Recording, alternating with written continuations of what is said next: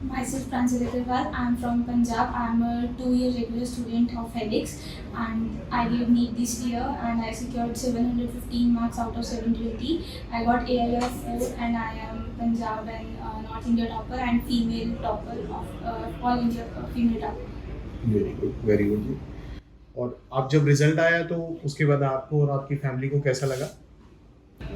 जिस दिन रिजल्ट आया वॉज नॉट अवेयर कि रिजल्ट आ गया है। सबसे पहले इंस्टीट्यूट से ही कॉल आया था कि रिजल्ट आ गया और मम्मी पापा तो डिनर कर रहे थे एंड एकदम से जब हम मेरे मार्क्स बताए तो इट वॉज टोटली सरप्राइजिंग। किसी ने बिलीव ही नहीं किया कि इतने अच्छा रैंक आया, इतने अच्छे मार्क्स आए। और उसके बाद मम्मा तो रोने ही लग गए थे। बहुत ज़्यादा खुश थे घर पे सारे जाने। बहुत अनएक्सपेक्टेड सा था। आपके गोल को अचीव करने के लिए हेलिक्स का रोल कैसा रहा? क्या आपका स्केड्यूल होता था? कैसे आप पढ़ते थे? तो कि जो नीट एस्पिरेंट्स हैं उनको भी एक डायरेक्शन मिल सके और हेलिक्स के स्केड्यूल के बारे में और हेलिक्स के सिस्टम के बारे में। जो हेलिक्स का हमारा 2 ईयर रेगुलर शेड्यूल बना हुआ था वो इतना एक्ट था कि हमें और कुछ भी ध्यान देने की ज़रूरत ही नहीं थी। हम मतलब रेगुलरली बस उस शेड्यूल के अकॉर्डिंग चलते जाते थे। एक ही गोल होता था कि रोज़ का काम रोज़ ख़त्म हो जाए, आगे कभी ना जाए।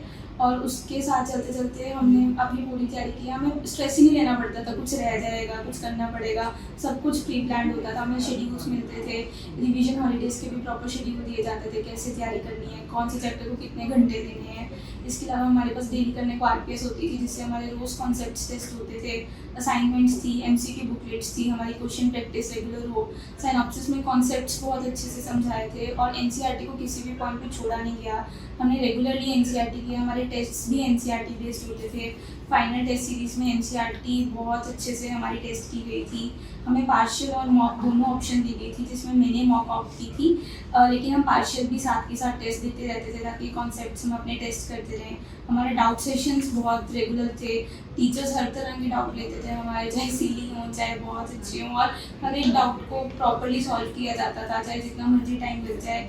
टीचर्स ने बहुत सपोर्ट किया। सिर्फ इतना नहीं था कि हम सीखें बल्कि वो चाहते थे हमारी मेंटल हेल्थ भी अच्छी रहे, हम खुशी से सीखें, ना कि इसे एक स्ट्रेस या एक टेंशन मान के सीखें।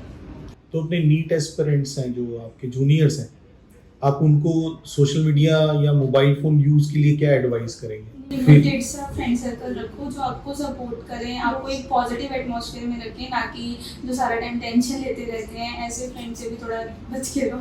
बच के नेगेटिविटी से दूर रहना बहुत ज़रूरी है। अपने आप को हाईली मोटिवेटेड रखना बहुत ज़रूरी है।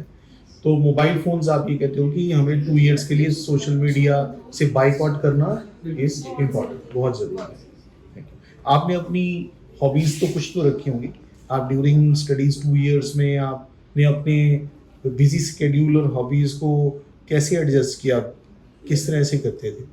मैं अपने स्टडी का जो शेड्यूल है वो ऐसे एट अ स्ट्रेच नहीं रखती थी। हमेशा उसको थोड़ा थोड़ा छोटे छोटे ब्रेक्स में तोड़ लेती थी कि हर घंटे के बाद मुझे 5 मिनट का ब्रेक मिल रहा है। और क्योंकि मुझे जैसे पेंटिंग का शौक था तो जैसे बुक मार्क्स बना लिए जो मेरे ही काम आएंगे, कुछ नोट्स बना लिए या थोड़े से मोटिवेशनल कुछ कोट्स लिख लिए जिससे कि मेरा माइंड भी चेयर अप हो जाता था।